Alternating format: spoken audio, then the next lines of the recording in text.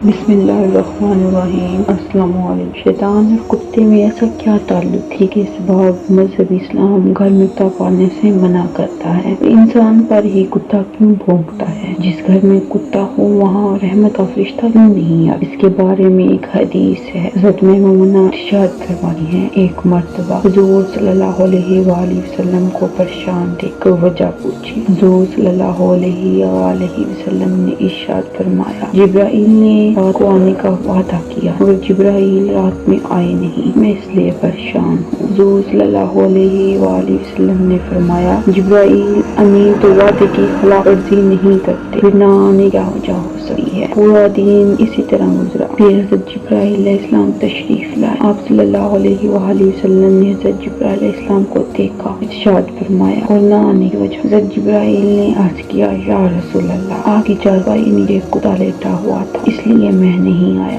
جس گھر میں کتا ہو یا تریر ہو ہم اس گھر میں نہیں جاتے۔ ایک اور حدیث میں یوں ہے، حضور صلی اللہ علیہ وآلہ وسلم نے ارشاد فرمایا، جو شکار یا زیور کی حفاظت یا حفاظت کے علاوہ کتا پالتا ہے کہ ایک قرار کام کیا جائے۔ مذہب اسلام نے نہ صرف 3 صورتوں میں کتا رکھنے کی اجازت ہے، اس کے علاوہ اور کسی صورت میں کتا رکھنا جائز نہیں، شکار کے لیے، کھیتی باڑی کے لیے اور معاشی حفاظت کے لیے۔ کتے کی پیدائش کے متعلق مذہب اسلام کی قدیم کتابوں میں لکھا ہے کہ ابلیس یعنی شیطان جن تھا اور اللہ تعالیٰ نے اس کی عبادت کی وجہ سے اس کو فرشتوں میں شامل کر دیا، پھر ان کا سردار بنا دیا۔ اس کے بعد عبادت کا سلسلہ جاری رہا۔ اس کائنات کا کوئی ایسا جگہ یا ایسا ٹکڑا نہیں جس پر ابلیس نے سجدہ نہ کیا ہو۔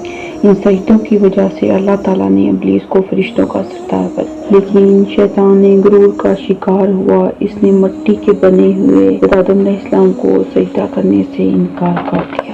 یہاں سے پھر خیر اور شر کا آغاز ہو۔ قدیم صحیفے میں ہے، جب شیطان کو حضرت آدم علیہ السلام کو سجدہ کرنے کا کہا تو اس نے حضرت آدم علیہ السلام پر حقارت سے تھوک دیا۔ شیطان کا تھوک حضرت آدم علیہ السلام کے پیٹ پر گر پڑا۔ اس کے بعد اللہ تعالیٰ نے حضرت جبرائیل علیہ السلام کو تھوک والی جگہ سے مٹی ہٹانے کا حکم دیا۔ حضرت جبرائیل علیہ السلام نے یہ مٹی نکال لی، حضرت آدم علیہ السلام کے پیٹ پر ایک چھوٹا سا سوراخ بن گیا۔ یہ سوراخ ناف والی جگہ جو آج بھی ہمارے پیٹ پر موجود ہے۔ اللہ تعالیٰ نے اس ناف کی مٹی سے جس پر شیطان نے تھوکا تھا اس سے کتے کو بنا دیا۔ دوسری روایت میں یہ بھی ہے، حضرت آدم اور اماں حوا کو جب اللہ تعالیٰ نے جنت سے نکال کر زمین میں اتارا تو شیطان نے زمینی درندوں کو ورگلایا اور کہا ان دونوں کو کھا جاؤ، تب اللہ پاک نے کتے کو پیدا کیا۔ کتے نے حضرت آدم اور اماں حوا کی حفاظت کی۔